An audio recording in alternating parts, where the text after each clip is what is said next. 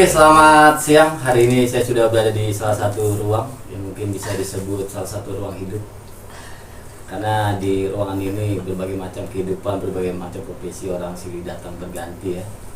Dan di hadapan saya, asik. Akhirnya di tahun ini, di penghujung akhir tahun Desember, ada juga seorang wanita yang mau jadi konten. Misi di konten beber membeberkan, sebuah konten yang tidak seberapa mantap sebenarnya. Oke, sambil santai sambil ngelinting. Saya ada di kota Singkawang, kotanya Amoy yang terkenalnya sih. Dan di samping saya ada salah satu Amoy. Yang mungkin sudah tidak asing lagi di dunia akhirat. Oke, baiklah. Oke, mungkin bisa memperkenalkan diri atau memperkenalkan duduk juga nggak apa-apa. Perkenalkan diri. Ya. Oke, nama saya Priska Yeni Riatno. Pak, biasa dipanggil Priska. Priska ya. Iya, Priska. Asli? Aslinya Singkawang, Singkawang, ya? lahir dan besar di Singkawang. Makanya tadi Amoy. Saya sedikit ceritain perjalanan ngebatik, katanya pelopor batik di Singkawang. Oh, gila. Pelopor, kenapa dikatakan pelopor batik? Mungkin karena kompetisi lebih tepatnya ya, ada kompetisi dari Kemenpora, ada kegiatan namanya kepeloporan gitu. Jadi ikut. Jadi karena memang yang saya tahu Singkawang, Kalbar belum ada batik. Nah, saya mengenalkan batik dari Singkawang. Gitu ya? Jadi menjadi pelopor dan Jadi menjadi pelopor. pelopor. Asik. Kalau dari kompetisi sih ya sampai di sana juga gitu. Oke kawan-kawan, ini satu hal yang menarik kenapa saya mau goes dari Pontianak ke Singkawang. Ternyata di Singkawang ini ada juga seorang pembatik.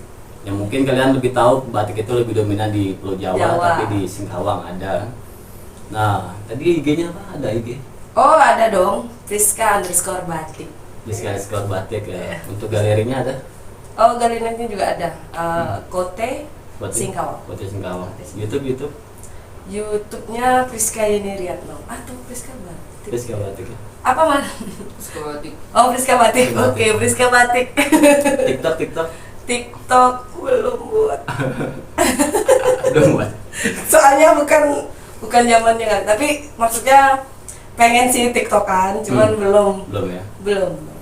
Oke kawan-kawan, bisa langsung dicek di akun beberapa platformnya Priska tadi kan, kegiatannya apa aja, dia ngapain aja, Kejahatannya ngapain aja, kenakalannya ngapain aja. Nah, bicara kualitas, kuantitas ya kan, integritasnya, aktualitasnya, pokoknya serba tas tuh kan, udah disandang sama dia. Dan hari ini sengaja aku nggak mau ngobrolin soal batik karena mungkin sudah banyak yang ngupas soal perjalanan dia ke batik. Tapi hari ini spesial di hari Jumat yang berkah ini, di akhir tahun ya, menjelang Natal dan Tahun Baru. Saya penasaran dengan salah satu karyanya yang terbentang di belakang ini. Dari rokok. Iya, enggak. Oh iya, belum. Taruh dulu ya. Oke. Yang punya karya was-was kena rokok. Oke, jadi ini salah satu sebuah karyanya, mungkin di luar mainstream kita. Biasanya kalau ngebatik itu identik dengan motif-motif, sulur-sulur, lengkung-lengkung. Tapi beliau membuat batik seperti ini. Nah, mungkin bisa diceritain kenapa kok bikin motif-motif kayak gini atau gambar-gambar kayak gini di batik? Ya kalau kalau bercerita tentang pakem, saya ini ya kalau batik itu kan sebenarnya bukan bercerita tentang motif, tetapi batik itu adalah proses, jadi proses perlilinan dan lain-lain lah sampai dia jadi. Nah, kalau berbicara tentang motif, kenapa saya tidak bikin itu? Ya memang hobinya sebenarnya menggambar itu menuangkan apa yang kita rasakan. Jadi karena membatik itu tadi kan tempat healing. Batik itu salah satu ruang meditasi saya untuk bisa berbicara dengan sekitar, bisa berbicara dengan yang di atas, berbicara dengan Tuhan dan berbicara dengan diri sendiri. Okay. Nah, jadi ya menuangkannya Jadinya gambarnya begini, absurd ya. Agak absurd. Tapi ini hal yang suatu menarik ya kan. Agak absurd. Dan Kalau boleh tahu, ini ada istilah namanya atau di kerupaannya ada tokohnya kah atau apa gitu? Saya menyebutnya tokoh-tokoh ini adalah P-Monster. P-Monster. Iya, P. Apa tuh? P-Monster. Jadi P-Monster itu munculnya ini pada saat pandemi. Nah, jadi seorang Priska pada saat ide ini muncul di saat pandemi, dan bagaimana caranya bertahan hidup. Gitu. Jadi ada pertahanan di sini. Jadi ada 3. Kalau ini judulnya defense, pertahanan. Pertahanan, ya. Jadi memang P itu entah itu Priska, pandemi, pertahanan, politik. P. Jadi semuanya dalam pertahanan itu kan ada tarik ulur gitu. Nah, jadi semuanya itu tertuang gitu. Nah, satu ruang itulah yang menciptakan ide si monster itu. Itu bisa terbesit gambar kayak monster-monster kayak gini itu kenapa? Karena nonton animasi atau emang apa ya? Lucu aja sih. Banyak yang bilang, wah ini nih Illuminate nih, mata satu gitu. Iya. Sebenarnya mata satu semua. Iya, Ya? sebenarnya ini nggak mata satu karena posisinya bentuk visual si P-Monster ini kan dilihat dari samping. Kalau dia kiri kanan kan sebenarnya matanya 2 karena gambarnya kan di satu sisi, tidak 3 dimensi kan, jadinya ya begini. Kalau kita lihat kan ini kan matanya cuma sebelah kirinya atau sebelah kanannya gitu. Ini bukan mata satu, tapi karena ngelihatnya pasti pada lihat, oh ini mata satu gitu. Ini kan seperti karakternya Minions. Kalau Minions itu kan memang si mata satu. Ada yang Minions yang mata satu gitu kan. Monster itu yang mata satu. Nah kalau ini posisinya dari samping nih. Gitu. Lucu aja sih, lucu. Lucu ya. Jadi karakter monster itu tidak harus menyeramkan, tapi kan monster itu mungkin karena rasa ingin keluar, itu keluar dari diri sendiri yang biasanya itu meledaknya itulah menjadi monster gitu. Itu ya, jadi monster. Apa yang menarik dari monster sebenarnya kan apa? Bisa apa sih sebenarnya kamu ngungkapin monster banget gitu? Apa ya? Malah nggak kepikiran, memang ngalir gitu aja sih keluarga si monster. Tapi setiap karya gini ada tema sendiri atau emang ada alur cerita misalnya secara keseluruhan atau emang dari sini ada beberapa penggalan cerita yang diselipin? Ya, ke beberapa karya P-Monster itu memang ada yang judulnya Disco Party, ya kan? Disco Party. Jadi monster ini sedang memang party gitu kan. Kemudian ada yang macam-macam sih. Mitos. Nah, jadi ada yang memang karakternya menunjukkan bentuk-bentuk yang kita percayai gitu. Tapi sebenarnya barang itu nggak ada. Gitu. Kita percaya tapi barang itu nggak ada. Jadi bentuknya mitos. Gitu. Memang ada diselipkan beberapa cerita yang pada saat itu tertuang. Sejauh ini udah pernah dipamerin? Kalau ini udah dipamerin yang di pameran di Surabaya. Jadi perempuan apa judulnya ya? Tapi digital. Pamerannya digital. Jadi kita bentuk digital yang kita kirim. Pameran bersama. Seni rupa perempuan seni rupa. Pokoknya itulah dia. Lupa juga. Ini udah pernah dipamerin. Sambil ngopi lah ya, sambil santai ya. Iya. Ini menarik P-Monster karena aku belum pernah menyelami dunia monster itu apa kayak gimana gitu kan. Masih biasa nonton yang real aja gitu kan. Itu kok bisa pikiran sih kenapa sih Pak gue ngelahirin P-Monster aja gitu kan. Kenapa nggak yang realis aja gitu kan. Iya. Monster itu sebenarnya ada nggak sih? Nah, ayo. Kan itu cuma kayak ya tadi salah satunya kayak mitos monster. itu tuh kayak hanya ada di dalam pikiran yang dikeluarkan dalam bentuk visual. Nah gitu. Nah kalau aku mengeluarkannya gini tadi, makanya mungkin sesuatu hal yang ide-ide yang selama ini kita simpan itu meledaknya, nah jadilah dia bentuknya, visualnya ini menjadi bentuk-bentuk monster ini. Itu lahirnya karena memang resah dengan nonton situasi kehidupan atau emang apa? Bisa jadi. Itu salah satu pemicu mungkin kan. Jadi lu tuangin ke karena ide ini kan muncul di saat tadi pandemi, kita terkurung karena saya saat pandemi memang lockdown di luar, jauh dari Singkawang kan, jauh dari sini gitu. Jauh dari siapa-siapa lagi. Menurut lo di era sekarang, zaman sekarang seberapa ngerti kemonsteran kehidupan gitu? Berat pertanyaannya. Seberapa berat kemonsteran kehidupan? Oke. Yang lo lihat kira sampai lo ketuang kayak gini. Kalau balik ini sih, seberapa berat kemonsteran kehidupan? Beratnya seberapa berat? Beratnya gimana cara ngukurnya nih? Seberapa berat nih? Seberapa berat juga nih ngukurnya gimana? Seberapa berat? Yang jelas berat sekali sih kalau misalnya kita tidak bisa mengalahkan diri sendiri. Itu yang terpenting ya? Iya, berat sekali kalau kita tidak bisa mengalahkan diri sendiri. Karena persaingan hidup secara ekonomi itu udah jelas. Kita bekerja atau tidak bekerja, kita mau berjuang atau tidak mau berjuang, itu udah jelas. Nah, melawan diri sendiri untuk menghadapi itu tuh. Itu. Terus upaya lo sendiri untuk mengurangi tidak terkena radiasi kemonsteran gitu kan? Banyak-banyaklah bermeditasi di dalam ya? ruang sendiri. Nah, kalau aku kan meditasinya tadi membatik. Nah, kalau udah mulai kurang nih meditasinya dengan batik nih, udah mulai nggak kacau hidupnya. Mulai kacau hidupnya. Banyak bermeditasi sih. Nah, kalau di Singkawang sendiri kan, ketika lo tampilin karya lo, batik lo kayak gini kan, orang udah biasa umum lihat apa yang motif-motif gitu kan, apalagi pas pameran relasi lo tuh udah pejabat orang-orang dinas gitu kan, ketika lo presentasi kayak gini, lo tampil kayak gini, gimana responnya tuh? Responnya ini responnya macam-macam sih, relatif sih.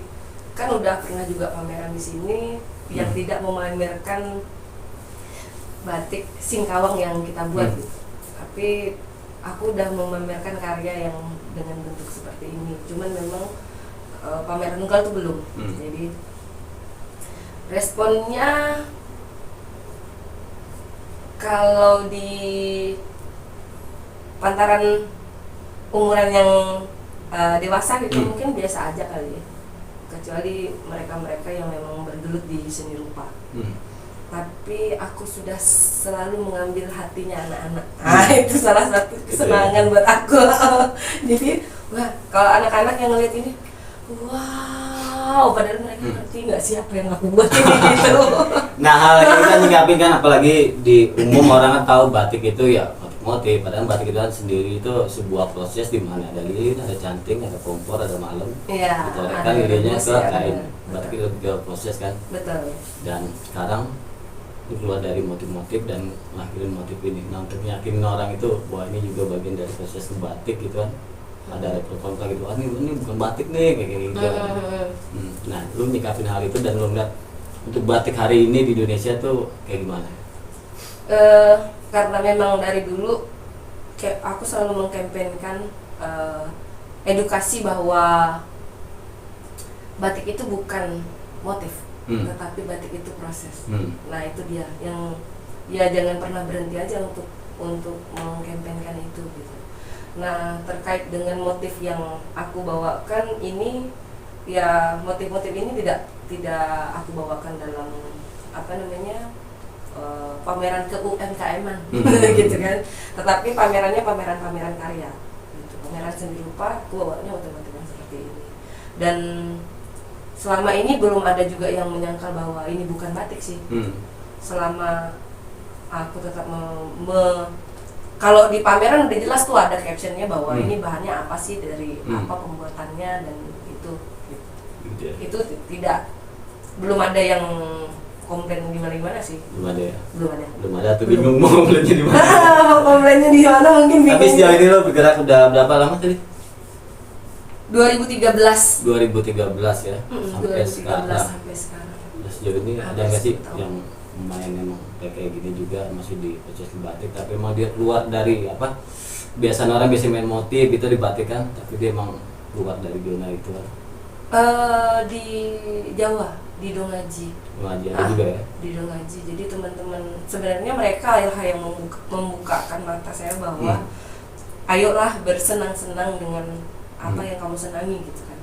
Jadi membatik itu tidak harus dengan yang motif yang seperti ini, motif yang seperti ini, motif yang seperti ini. Apapun apa yang ada di apa yang dirasakan gitu ya, silahkan dituangkan ya. Saling belajar sih sambil merokok. ya. Jauhkan rokoknya dari kain. Takut kenain lah ya. Jangan. Nah, dari 2013 lu udah mulai proses batik gitu kan. Tantangan terberat lu untuk ketika proses melopori di Singkawang sendiri kan. Karena kan lu pernah belajarnya di Jawa kan. Di sana kan udah biasa batik gitu kan. Dan ini kan salah satu budaya mungkin bisa dibilang baru di Singkawang batik gitu kan. Baru sekali, baru. Bisa kita sedikit tantangannya apa tuh? Tantangannya itu tadi, semakin kesini semakin dikenal Priska pembatik dari Singkawang, berarti bikin batik-batik Singkawang. Pertanyaan mereka, batik Singkawang itu seperti apa gitu.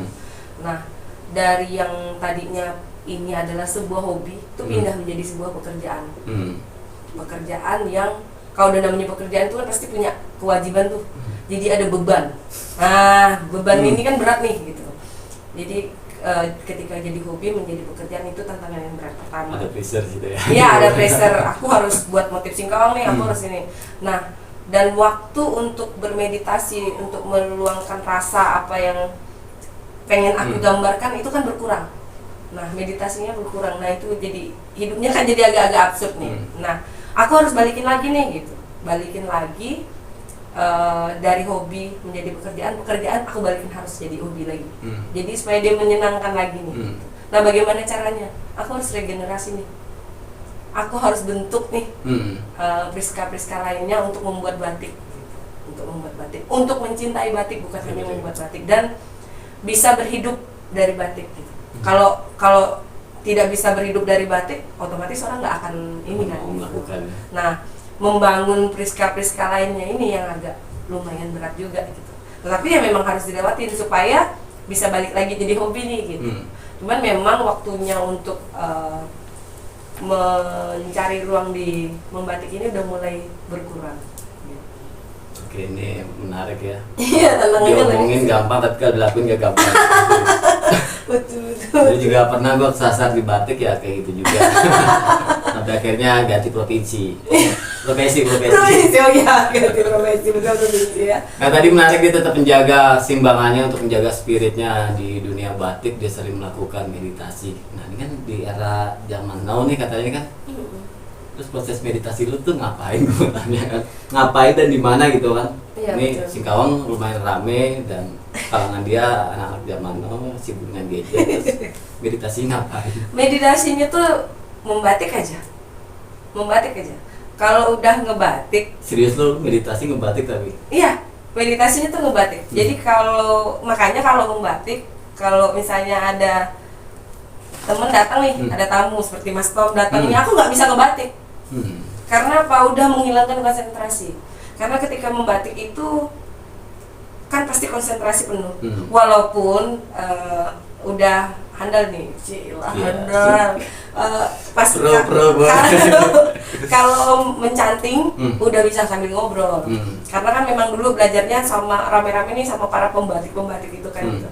Jadi membatik itu adalah tempat semangatnya mereka untuk bergibah sambil mencanting, bercerita apa segala macam. Nah, kalau aku kan membatik itu fokus Jadi ketika mencanting itu introspeksi diri, oh berdoa, oh Tuhan aku kok kayak gini, gitu. Sama dia, oh Rizka kamu harus kayak gini gini. Jadi sama wah ternyata yang aku lakuin kemarin itu salah loh, gini. Aku harus kayak gini dan aku harus lebih sabar gitu. Itu ada momen sendiri apa yang mau udah jadwalin untuk hal itu, meditasi? Enggak dijadwalin juga karena jadwalku udah agak absurd gara-gara itu tadi kan harus memindahkan balikin lagi jadi itu udah jadwalnya agak-agak kacau gitu. Jadi memang kalau memang ada waktu luang memang harus mematikan HP ya, mematikan HP segala untuk komunikasi lah gitu, media sosial dan lain-lain tuh udah mematikan aja. Nah walaupun di galeri gitu, di galeri ada anak-anak, mereka tahu, teman-teman tahu kalau aku membatik nggak usah dikacau.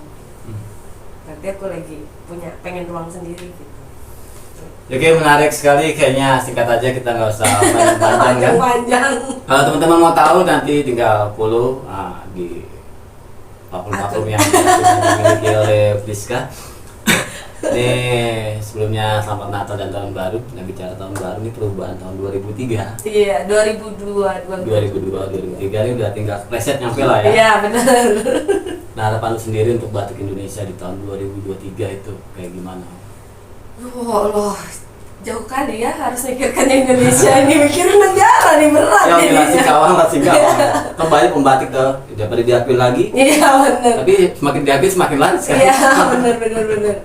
Enggak, ini sih masalah pengakuan tuh diakui negara tetangga gitu. Iya kan? Masalah diakui negara tetangga tuh sebenarnya belajar aja sih tentang batik. Maksudnya kita sendiri yang punya batik tuh kadang gitu, nggak mau tahu tentang batik itu apa, ya kan? Begitu negara tetangga ngakuin, lo keder gitu kan, terus panik kebakaran jenggot gitu. Jadi ya dari kitanya sendiri gitu. Dari kitanya sendiri aja, kita orang Indonesia perlu cari tahu deh batik itu apa gitu. Dan itu punya kamu kan, milik kita orang Indonesia gitu. Orang Indonesia nggak tahu tentang batik kan bego jadinya gitu. Itu sih tetap mengedukasi tentang batik di Indonesia ini, baik dari diri sendiri ataupun ya di Indonesia. Harapannya untuk pelaku batik lainnya? Pelaku batik lainnya apa ya? Tidak hanya output produk yang dikedepankan, tapi juga edukasinya itu yang paling penting. Ayo kampanyekan. Asik. Gitu. Oke, sampai di sini dulu. Terima kasih buat teman-teman yang pengen lebih jauh ingin tahu tentang Rizka, pergerakan batik di Singkawang dia gimana, apakah dia hanya sekedar dagang atau melakukan campaign di mana-mana gitu kan, tinggal di kepoin aja di akunnya. Akhirnya saya wassalamualaikum, salam bebas berkah.